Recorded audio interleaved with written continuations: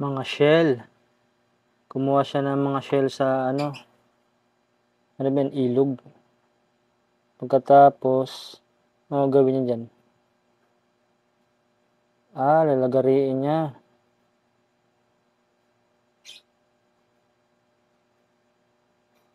Pinaghati-hati niya mga idol. Yung mga shell na nakuha niya sa sa ilog. Pagkatapos, kinikinis niya mga idol. Ano kaya gawin niya dyan? Ayun o. Inano niya pa sa bato, kininis. Kinuskus niya sa bato. Tapos ano yun, kahoy. Ano ang gagawin niya dyan sa kahoy? Pinakinis niya yung kahoy na itim. Parang kamagong na kahoy. Dalawa. Ginuhitan niya, tapos ginamitan niya ng plato para sa pakurbang guhit. Tapos gagawin niya, lalagarin niya siguro. Ayun nga, lagaring bakal ang ginamit. Matibay na kahoy. Ano gagawin niya dyan? Lagari ulit. Susundan niya yung guhit.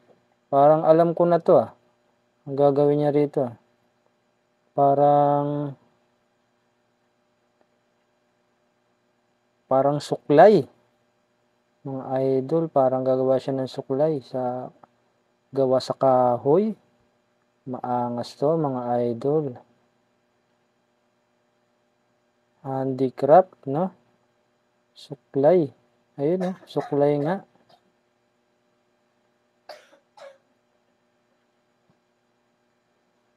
Tapos ginamitan niya ng parang dayami pang kuskus. Suklay, ang ganda Dalawang nagawa niya mga idol. Pagkatapos, ang drawing siya sa papel. Ayan. Gagawa siya ng design.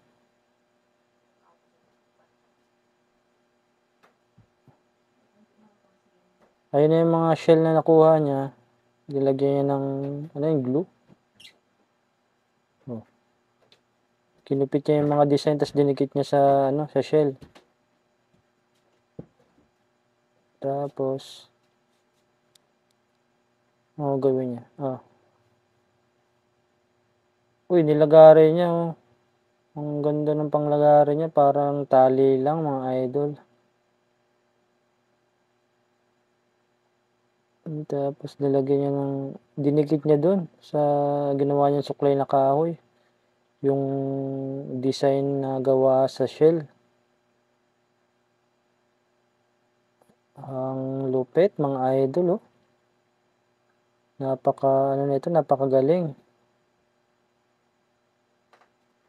Ang gagawin niya, nilagyan niya na pa ng guhit.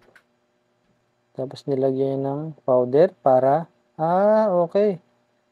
Para magkamayroon ng linya.